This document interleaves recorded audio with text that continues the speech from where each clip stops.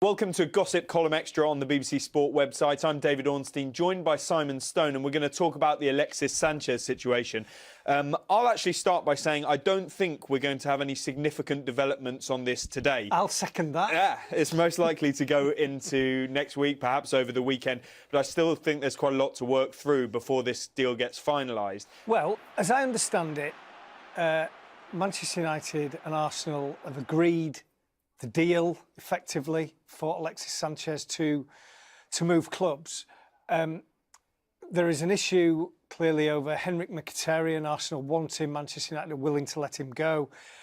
Mino Raiola, Mkhitaryan's agent, has been vociferous, I think, in the media in kind of trying to emphasise that Mkhitaryan is not a make-weight in a deal that essentially is Sanchez going from Arsenal to United.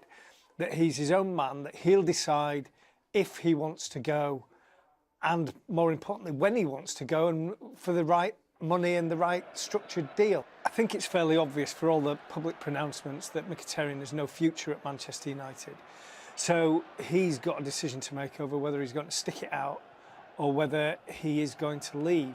Yeah, that seems to be, the Mkhitaryan situation seems to be the trigger to let the Sanchez deal happen.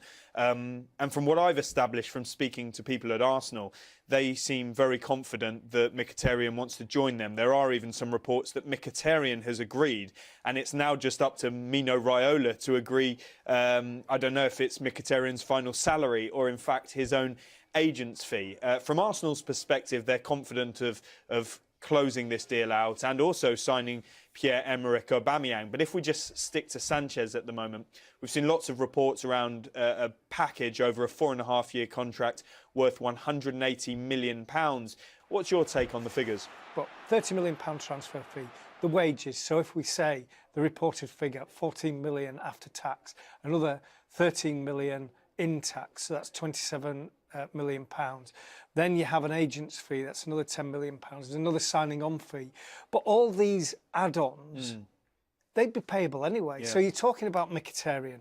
Well, you're not telling me there's not a signing on fee for Mkhitaryan that nobody knows about in terms of the deal. You're not telling me that that Mino Raiola is not going to get a cut. Bearing in mind, Raiola got, how much money out of the Pogba deal 2 years ago. It's an enormous amount, or last year, an enormous amount of money.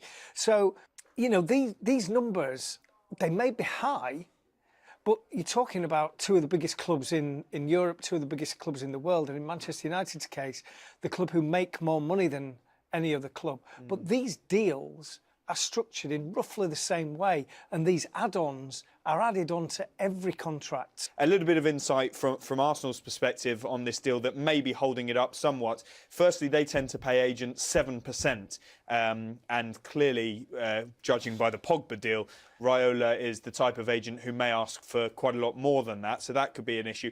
Also, the suggestions that he wants Henrik Mkhitaryan to become Arsenal's highest paid player, which comes at a particularly sensitive time because they're trying to negotiate a new contract for Mesut Ozil, who quite justifiably might want to wait and see what happens with Mkhitaryan's salary before committing himself. Maybe we'll finish with our thoughts on whether this is a good deal or not. And my view was that, OK, Arsenal got themselves into a complete mess, but in the circumstances with a player that doesn't want to be there, who they would lose for free in the summer if they didn't do a deal now, and who has never been one of the most popular members of the dressing room and among staff, despite his undoubted quality as a player, to be losing him and gaining a player of Mkhitaryan's quality who seems to suit their style of football, who they've admired and almost got before Man United signed him in 2016. I think it works out as a decent deal for all parties. What about you?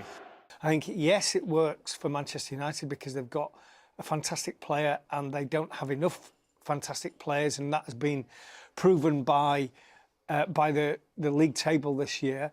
A couple of weeks ago, Jose Mourinho's press conference, he made a very, very cute point about Liverpool signing of Virgil van Dijk and how that £75 million, Jurgen Klopp said he'd never go down that route. And Mourinho said, if you want the player, you have to pay. Yeah. If you don't pay, you don't get the player.